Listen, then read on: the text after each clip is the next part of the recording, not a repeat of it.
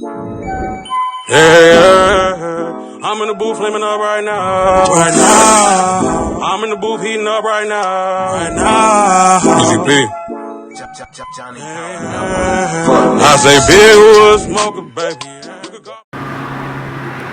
Hello you guys, this your girl Simply Sweetness, back to you with another video / mukbang. Okay, so it's been a lot of stuff on my mind lately. Excuse my glam down. This is the real me. I got a grilled chicken salad. So that's what I'm gonna be eating. I'm gonna try to, this is my first day using my microphone, so excuse if it's extra noise that I can't account for, so please excuse me for that. But the reason why I said video / mukbang is because I have been watching a lot of Black Lives Matter stuff on TV lately. On Xfinity they have the Sandra Bland story. It's called Sandra Bland Say Her Name. That's the name of the documentary. Now, Sandra Bland was from Illinois. She was an activist. She went to college in Texas. I can't exactly remember where in Texas because I forgot to write that part down.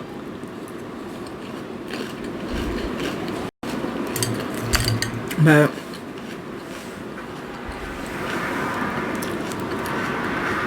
after she graduated from school in Texas, she moved to back to Chicago, Illinois. And she couldn't find a job in her field. So, of course, naturally she would go through a depression. It makes you feel some type of way when you spend 4 years in a nice college, a prominently black college, and you have to deal with, when you come back home, not being able to find work. So she ended up getting a call from Texas where she went to school at, and she went back and started working there. Now, on this particular day that I want to talk about, Sandra was on her way to the grocery store. It was on a Friday. She was on her way to the grocery store when a police car was behind her, and he was driving up behind her fast and like swerving as if he was trying to pass her, so she merged into the other lane.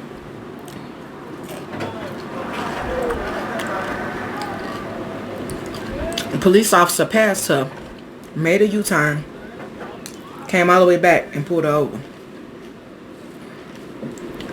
And what he said he was pulling her over was for improper lane change.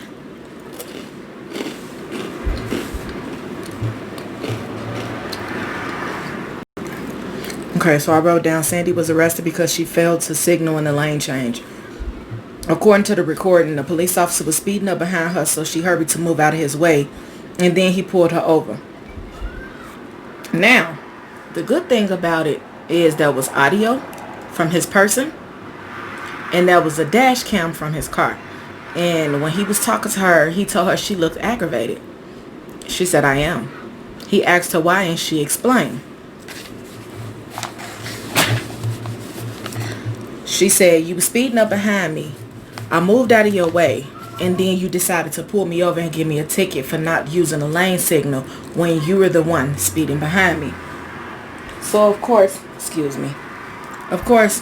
would aggravate you because failing to signal at a lane change, that could have been dismissed with a warning, okay? Mind you, when he pulled over, she was smoking a cigarette. He asked her to put out her cigarette. She put the cigarette out, and she responded, "I don't have to put out my cigarette. I'm in my own personal vehicle. Basically, this vehicle is my property. I'm in my vehicle. I don't have to put out my cigarette." The man, his name is Officer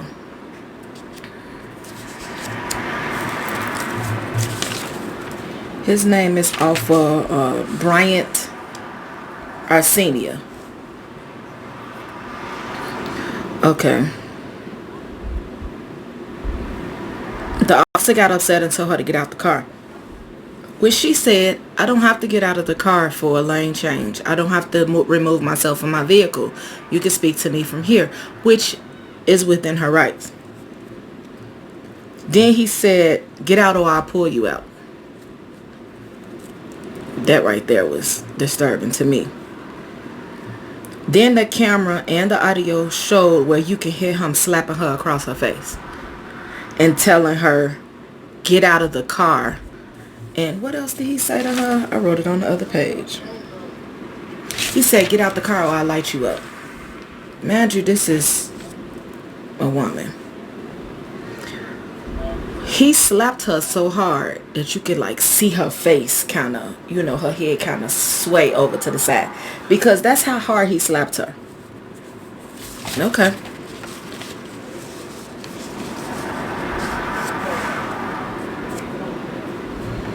She then says, okay, wow. And she gets out the car. She says, I can't wait to get to court, is what she said. She said, oh, I can't wait to get to court. He yells out, stand right here. And she was like, you just moved me over here. But okay. And she stands where he told her to stand at. He pushes her again, throws her to the ground, and you can hear her screaming, saying, you breaking my arm, you breaking my wrist, stop, stop, stop.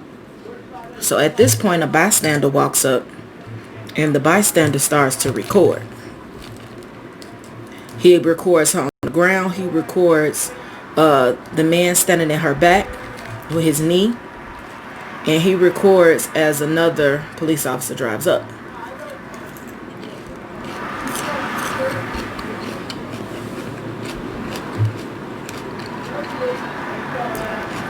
In the recording, you can hear her saying, I can't feel my arm.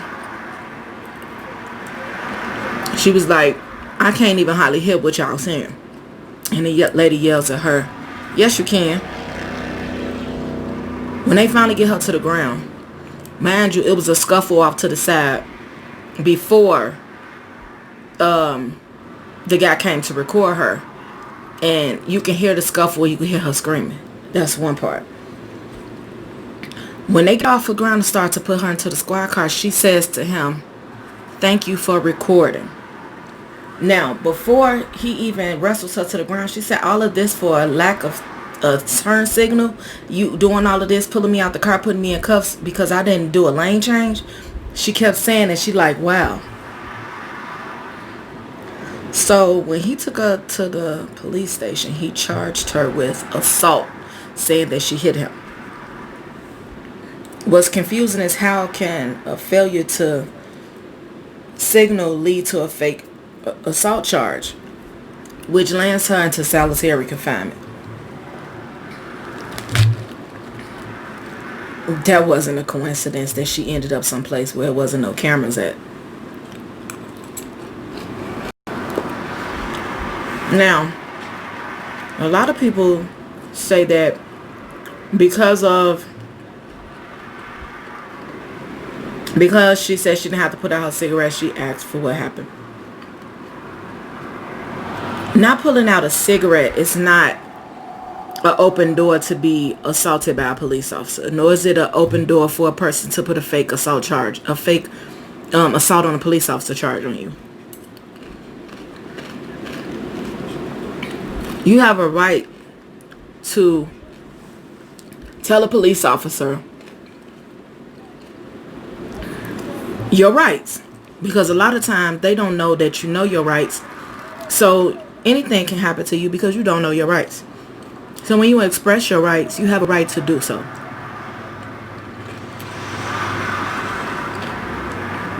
Police officers are peace officers, correct? The college that Sandra Bland was working at was policed by the local police station. They were policed by state troopers. They are policed by campus police. And they are policed by the sheriff's department.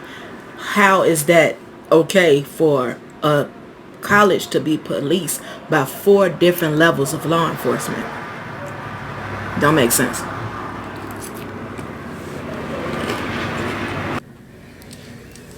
My bad, y'all. I had to get up and close CJ's window and turn the fan off because I was able to hear the noise. Like you can hear that loud. That's because this good old piece of microphone I bought. I'm gonna turn it around. Yeah, so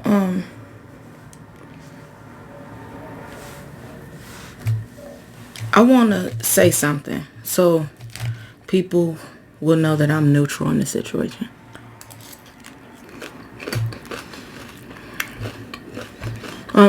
Correction. What I mean is, so they won't think just because I'm black, this is why I'm saying this. You have a right to exercise your rights. That's one. But I also see where the police officers are coming from when they feel like we make their jobs harder for them.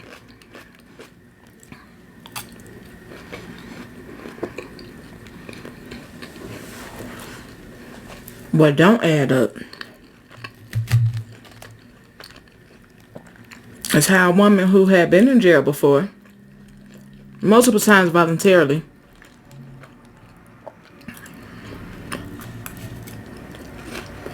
would kill herself just because she's going to be in jail for 3 days. Nobody in their right mind who's been in jail for 90 days before, 60 days before, 30 days before would kill themselves for 3 days. Nobody would do that. I found myself crying through this whole movie. Because as her family gets to speak about what they feel about her death, it's sad. Who want to watch they daughter and they sister wrestle to the ground, arm twisted up by a police officer? Nobody wants to see that.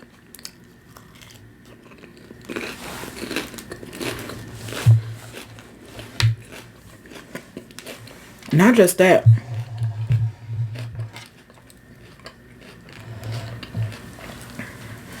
When they finally show the footage of what Sandra was,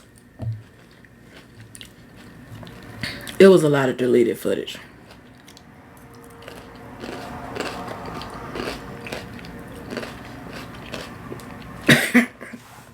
Excuse me.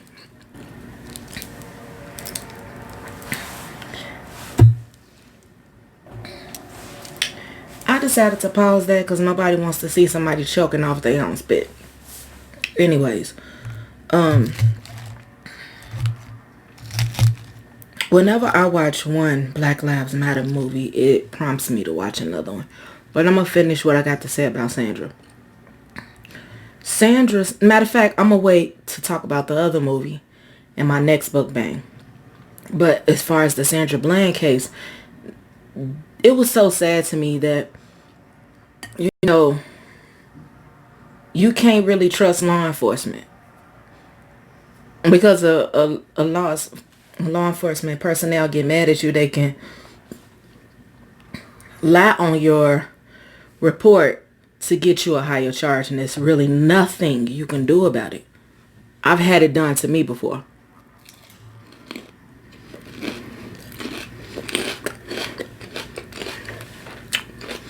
I've never been to jail. I've never been further than a police station, but when I finally found out what I was charged with, it was lies. Just like Sandra's case. And the sad part about it is when a police officer is responsible for someone's murder, they never go to jail for it.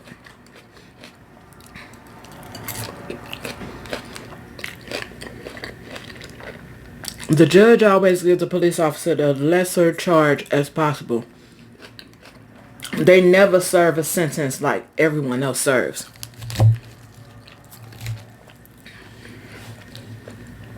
They ended up dropping the assault charge off of her. I'm sorry, they ended up dropping the perjury to falsify a document off the officer after they paid Sandra's family off for $1.6 million. Let me tell y'all something.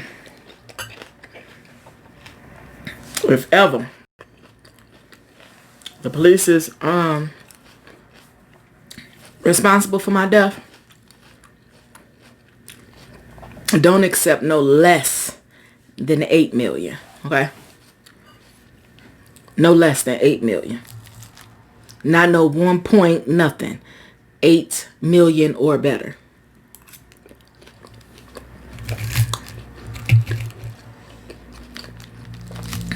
They was negligent in her death. They showed where she died at. For one, she was in solitary confinement. When she should have been up front. She was the only female and there was multiple men. So why the men couldn't be in the back, why she wasn't in the front. Then they logbook where they supposed to check on the prisoners. They only checked on her 4 times the whole time she was there. Everybody else got checked on 20 to 30 other times.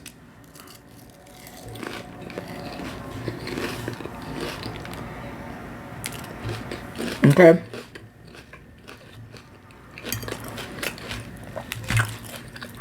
Supposedly she hung herself with a trash bag. Mind you, I've done community service before. Those bags are super duper cheap. When you look at the bag, there's no sign of it stretching from her weight.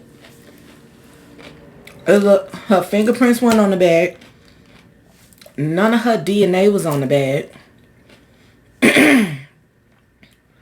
It almost looks as if she went to her cell, was killed in her cell, and then she was left like this.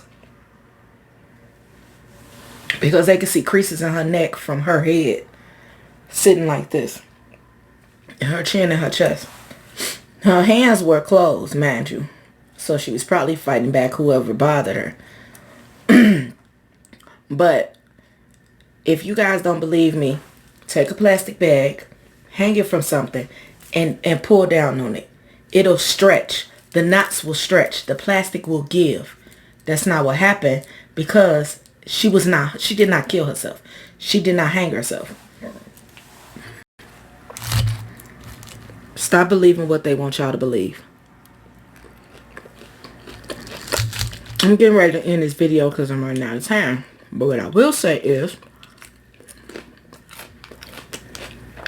press that subscribe button so you can get notifications on my videos. I will be doing the Laquan McDonald case next.